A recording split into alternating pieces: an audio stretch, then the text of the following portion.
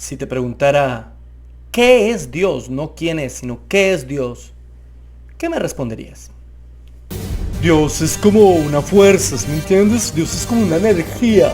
Dios es como algo, como que la fuerza te acompañe, ¿me entiendes? Ajá, pues, ¿qué es Dios? Dios es como un viejito encima de una nube, ¿no? Yo supongo, un viejito que está ahí, encima de una nube. Yo creo que Dios es el universo. Todo es Dios. Yo soy Dios, tú eres Dios, esta silla es Dios, un aguacate es Dios, todo es Dios. Piénsalo muy bien. Tal vez estés equivocado.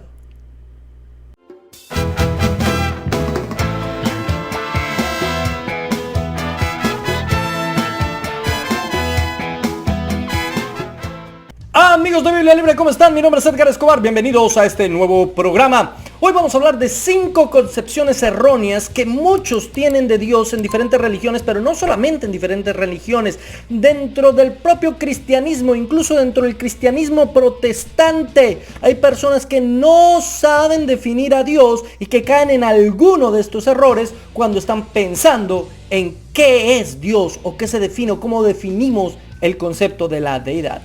Miremos el error número 1. En primer lugar tenemos el falso concepto llamado el deísmo. El deísmo es un concepto que nos dice básicamente que Dios existe pero no hace nada. ¿Y si Dios hizo el mundo y después lo dejó solo? Entonces los deístas creen que Dios hizo el mundo, pero deja que se desarrolle conforme a las leyes de la naturaleza que Él mismo creó. Lo deja ahí solo, que se desarrolle. Dios no interviene en ninguna cosa de las leyes naturales. Por ende, ellos no creen en ningún tipo de milagro, ni manifestaciones divinas, ni un plan de Dios, ni un propósito de Dios con el mundo. Nada de eso. Los deístas surgen en el siglo XVIII y ellos ponen la razón por encima de la revelación, puesto que creen que esta última, es decir, la razón en sí misma, es un milagro. Algunos deístas famosos, así que recordamos: Thomas Hobbes, Thomas Paine, Benjamin Franklin y Thomas Jefferson, entre otros. Paine, que era un absoluto enemigo del cristianismo, confeso enemigo total del cristianismo, dijo lo siguiente: la palabra de Dios es la creación que contemplamos. Así que no hay palabra de Dios. La Biblia tampoco tiene significado alguno para un deísta. No lo tiene. La palabra de Dios es simplemente la creación misma. Toda la creación es el único milagro que ellos necesitan. Pero ojo, aquí ya hay un problema lógico y racional en los fundamentos del deísmo.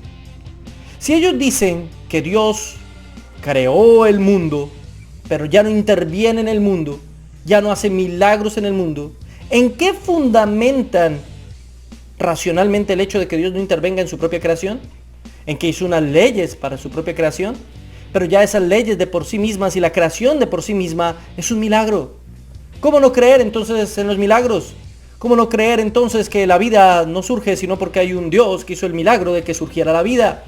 ¿Y qué argumentos utilizan para creer que ese mismo Dios que dio origen a la vida no es el mismo Dios que la sustenta? Bueno, entramos en una cantidad de contradicciones lógicas, pero aún peor cuando vemos a la luz de las escrituras lo que estos deístas creen. Salmo 138:8. Jehová cumplirá su propósito en mí. Tu misericordia, oh Jehová, es para siempre. No desampares la obra de tus manos. Él cumple su propósito en nosotros. Dios no es un Dios que nos creó y nos dejó allá a la deriva. No, Dios con todos y cada uno de los seres tiene un propósito, tiene un por qué permitió que viniésemos a la existencia. Pero no solo eso. Daniel 2:21, Él muda los tiempos y las edades, quita reyes y pone reyes, da sabiduría a los sabios y ciencia a los entendidos. ¿Se da cuenta cómo la Biblia nos enseña que Dios no solamente tiene un propósito para cada uno de nosotros, sino además interviene en la política, pone reyes y quita reyes? Interviene en las artes y la ciencia, da sabiduría, quita sabiduría. ¿Es Él el que da ciencia a los entendidos? No hay filosofía si no es porque Dios permite que exista tal filosofía. Y aún más dice la Biblia, Isaías capítulo 46, verso 9 al 10. Acordaos de las cosas pasadas desde los tiempos antiguos. Porque yo soy Dios y no hay otro Dios y nada hay semejante a mí. Que anuncio lo por venir desde el principio y desde la antigüedad. Lo que aún no era hecho. Que digo, mi consejo permanecerá y haré todo lo que quiero. Número 2. El panteísmo. Todo es Dios. Las nubes son Dios. El árbol que abrazo es Dios, por eso lo abrazo para abrazar a Dios. La energía que me rodea es Dios.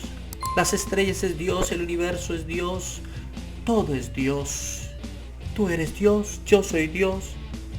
Este es el cepillo Dios. Esta es la forma en que los orientales han pensado a Dios desde tiempos ancestrales y ha llegado a nosotros, a Occidente, gracias a la nueva era, a el yoga, a la meditación trascendental, a las dietas macrobióticas, a ideas como la canalización, etcétera, etcétera, etcétera. También es el punto de vista de algunas religiones pseudocristianas como la ciencia cristiana, el unitarismo, la cientiología y la teosofía, que ven de la misma manera a Dios como todo, como el universo mismo, como que todo es Dios. Este punto de vista lo defendió Hegel, Benedict y Spinoza. Y es básicamente algo así como la fuerza de la Guerra de las Galaxias, ¿se acuerdan? La fuerza está en ti, que la fuerza te acompañe. ¿Qué es la fuerza? Es como un espíritu ahí impersonal, como una cosa que está en todo lado, pero al mismo tiempo en nadie. Eso es para ellos. Algunos dicen que simplemente trasciende la multiplicidad, otros que se manifiesta en muchas formas, y aún otros afirman que es una fuerza que permea todas las cosas. Sin embargo, todos concuerdan en que no es una persona, sino más bien es una especie de energía neutra. Por eso ellos terminan afirmando que la razón nada nos dice sobre Dios. El mundo fue creado no por Dios, sino que emana de Dios. A ver, me explico en esto. Nosotros los cristianos creemos en una creación ex nihilo, es decir, de la nada. Dios de la nada creó el todo, porque Él tiene el poder para hacerlo. Mientras tanto, ellos creen en una creación ex deo, es decir, de Él mismo sacó el material, la esencia y la naturaleza para hacer el universo y todo lo que existe. Eso implicaría que hasta nosotros podemos llegar a ser Dios. Cualquier parecido con un Jehová Junior es pura coincidencia. En ese sentido, Dios trasciende al bien y al mal. El bien y el mal, en pocas palabras, pues no existe. El bien y el mal no son más que manifestaciones del mismo Dios. El bien tiene un poco de mal, el mal tiene un poco de bien, todo lo bueno tiene algo de malo y lo malo tiene algo de bueno. Algo así como el simbolito ese del yin yang, ¿no? Y precisamente por lo mismo no creen en cosas milagrosas o sobrenaturales, más bien hablan de cosas supranaturales. Es decir, cuando cada uno se da cuenta de su potencial como posible deidad, es capaz de alcanzar grandes cosas, entre comillas grandes cosas, como la levitación, la curación, soportar el dolor, todo ese tipo de cosas que son muy comunes en las religiones orientales. Pero no solo para las religiones orientales.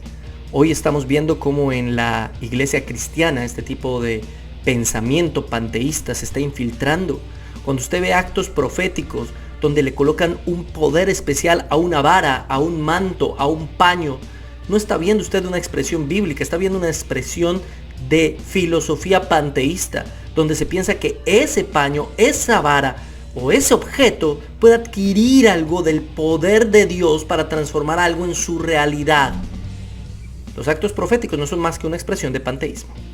Ahora, el panteísmo tiene varios problemas lógicos totales.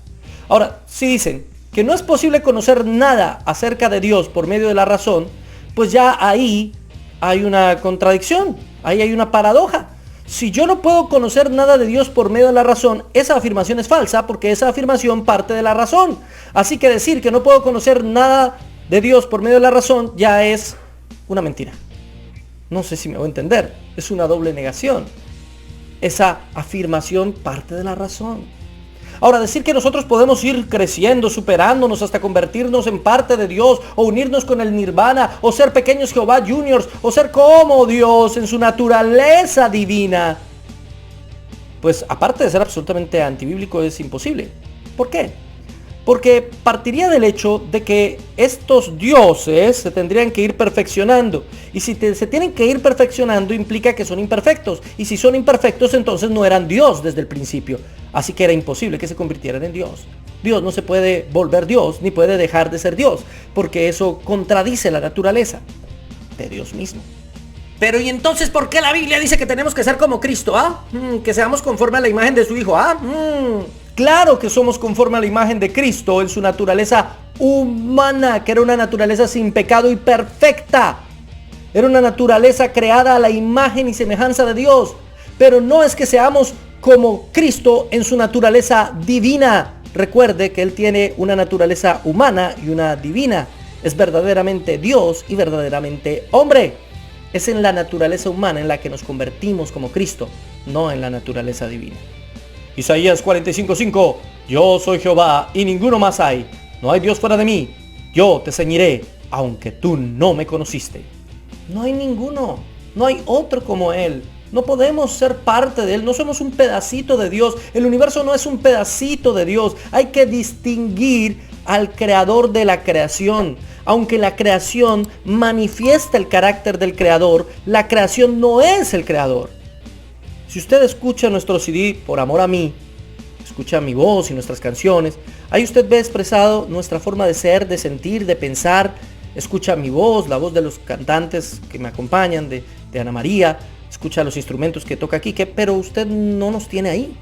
Esa producción no soy yo ni somos nosotros. Es solo una proyección de nuestro pensamiento, de nuestro carácter y de nuestro deseo. Pero no somos nosotros mismos. Ahí hay una diferencia muy grande. Número 3. El paneteísmo. El paneteísmo es cuando tienes al Dios Pan. Paneteísmo.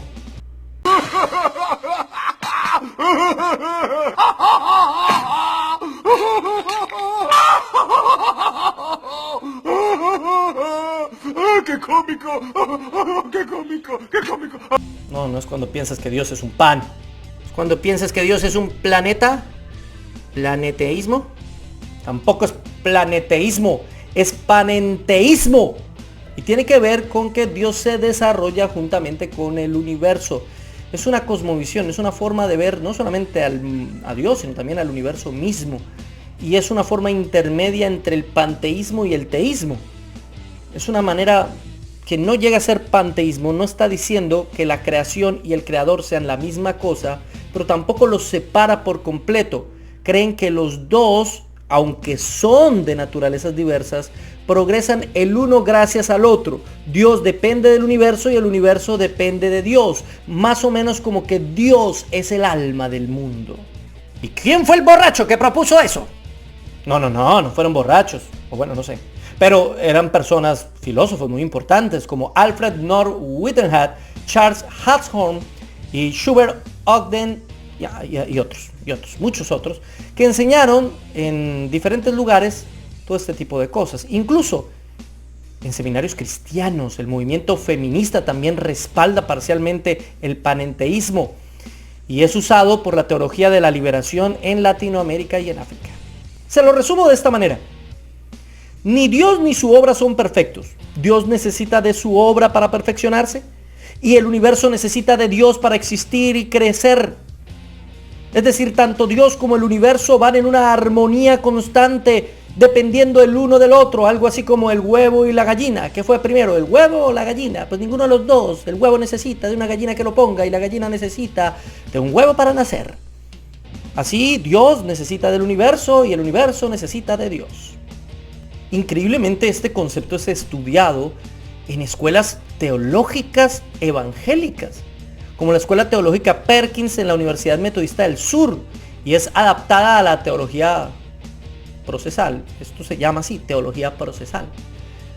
También la Escuela Teológica de Claremont. Entonces hay dos polos potenciales. El universo es un polo, Dios es el otro polo, y ambos polos se necesitan para ayudarse entre ellos mismos. El problema aquí es el mismo del huevo y la gallina. ¿Qué fue primero? ¿El huevo o la gallina? ¿Qué fue primero? ¿Dios o su creación? Pues ellos simplemente lo resumirían en que ninguno de los dos, en que los dos existen al mismo tiempo. Pero decir que los dos existen al mismo tiempo en una eternidad pasada sería llegar al mismo problema de que el universo es eterno hacia el pasado. Si el universo es eterno hacia el pasado, implica que no hay tiempo. Si fuera realmente eterno, si hubiera una eternidad pasada, nunca llegaríamos al hoy. Porque no es que el pasado es eterno, nunca podríamos llegar al hoy. Pero ¡oh sorpresa! Bienvenidos al hoy. Estamos en el hoy. Así que resumir el asunto como que Dios y el universo siempre han existido y se han necesitado el uno del otro es algo bastante absurdo. Definitivamente el universo tuvo un comienzo y eso es demostrado por todas las teorías científicas. Ahora, si el universo fue primero que Dios, Dios no es Dios porque el universo lo hizo. Y si Dios fue primero que el universo, entonces Dios no depende del universo para desarrollarse. Ahora, este concepto implica también que Dios cambia, que Dios no es el mismo siempre, que Dios es diferente. Y eso es un problema gravísimo. Porque si cambia, entonces no es Dios. ¿Cómo confiar en un Dios que hoy es una cosa y mañana otra? Por eso la Biblia es clara cuando dice, Malaquías 3:6, porque yo Jehová no cambio. Por esto, hijos de Jacob, no habéis sido consumidos. Número 4, el deísmo finito. Dios existe, pero es limitado y no es perfecto. Y esto ya tiene un problema en sí mismo. Ellos dicen creer en Dios exactamente igual que los cristianos, con la diferencia de que no creen que Dios sea perfecto. Pero resulta que el fundamento de la deidad cristiana es la perfección. O sea, todos los atributos de Dios dependen de la perfección. Dios no solamente es amor, es un amor perfecto. No solamente es sabio, es una sabiduría perfecta. No solamente es eterno, es una eternidad perfecta. Dios es perfecto y absoluto y completo en todos y cada uno de sus atributos. Pero hablar de que Dios es imperfecto, de que Dios está en un proceso de perfeccionamiento, una cosa así, es completamente irracional. Pero, los deístas finitos afirman que el universo es imperfecto y que no sería imperfecto si Dios no fuera imperfecto. El universo es incompleto y la única manera es que Dios también lo sea. Peter Bertoschi dice, si Dios es omnipotente y por lo tanto creador de tanto mal, ¿cómo puede ser bueno? O si es bueno y no concibió el mal, ¿puede ser omnipotente en el sentido definido? ¿No será que hay algo fuera del control de su buena voluntad, que es la fuente del mal y del mundo? Entonces no solamente es que no sea perfecto, sino que no es todopoderoso. Hay algo que se sale de sus manos. Según ellos, Dios no puede ser, porque entonces ¿por qué hay mal? ¿Por qué existe el mal? Y llegamos al mismo problema de toda la vida. ¿Por qué existe el mal? Y la solución la da la misma palabra de Dios todo el tiempo. El mal no es algo que exista. El mal es la ausencia de la voluntad perfecta de Dios. Así como la oscuridad no existe. La oscuridad no es más que la ausencia de luz. Usted no puede estudiar la oscuridad. Usted estudia la luz. El frío no existe. El frío no es más que la ausencia de calor. Usted no puede hacer un estudio del frío. Usted estudia la temperatura. De la misma manera el mal no existe, no es más que la ausencia de la voluntad sabia y buena de Dios en el corazón de los seres humanos. Así que no es que Dios haya creado el mal, fue el hombre el que permitió el mal gracias a que por su libertad escogió dejar a Dios a un lado. Y pensemos lo siguiente, si Dios no es perfecto y no es todopoderoso, o sea, no vale la pena adorarlo, ni glorificarlo, ni exaltarlo, ¿para qué? ¿Qué tipo de Dios es uno que no es perfecto y que no tiene todo bajo control y que se salen las cosas de sus manos? Mateo 5:48. Sed pues vosotros perfectos como vuestro Padre que está en los cielos es perfecto. Así de sencillo, Dios es perfecto. Número 5. El politeísmo. ¿Polystation? Polystation no. Politeísmo. Es la creencia de que hay varios dioses, que hay muchos dioses. El politeísmo afirma eso, que hay muchos dioses y esos dioses son básicamente algo humanos, algo humanoides. No son eternos, no son infinitos, no son todopoderosos. Son una especie de superhumanos. Bueno, en algunas religiones no son tan humanos, son más bien humanoides con formas animales y mezcla de animales y cosas así. Pero tienen superpoderes, no es que sean un Dios todopoderoso. Y uno podría decir, bueno, pero eso es de religiones antiguas y paganas. Hoy se habla del neopaganismo. Hay neopaganismo en las iglesias cristianas. Hay iglesias cristianas que se están volviendo politeístas. ¡Ay! ¿Cómo puede ser? Sí. Porque no solamente creen en Dios, sino también creen en santos. Creen en otra serie de deidades que aunque de menor estima, también tienen superpoderes. Y usted le puede pedir, rogar y suplicar para que les bendigan y les ayuden. Y por no hablar, por ejemplo, de nuestros amigos mormones, quienes también creen que uno se puede convertir en Dios y que los dioses tienen hijos y que hay un planeta solo de dioses y una cantidad de cosas ahí absolutamente politeístas. Es el jefe de nuestra familia y cuando termine nuestro vehículo galáctico nos llevará a nuestro hogar, Felicidonia. También en las iglesias evangélicas, cuando comienzan a idolatrar y a colocar casi que como Dios a sus líderes. Incluso algunas de ellas, que ya no podemos considerar como evangélicas, le han dado el título de Cristo ungido. Cristo ungido a un pastor. Un pastor no es el ungido. Todos somos ungidos por el Espíritu Santo. Pero el ungido es solamente Cristo. Eso es lo que significa Cristo. Los mormones dicen, Dios mismo fue una vez como nosotros, es un hombre exaltado, entronizado en los cielos y más allá. Entonces aquí es la vida eterna. Conoce el verdadero, único y sabio Dios y aprende cómo ser Dios tú mismo, igual que hicieron todos los dioses antes que tú. Ahora, si son dioses no eternos, provienen de una naturaleza, provienen de algún lado, están sometidos al tiempo y al espacio. ¿Quién los hizo? Si los seres humanos podemos convertirnos en dioses, es lo mismo. No éramos dioses al principio.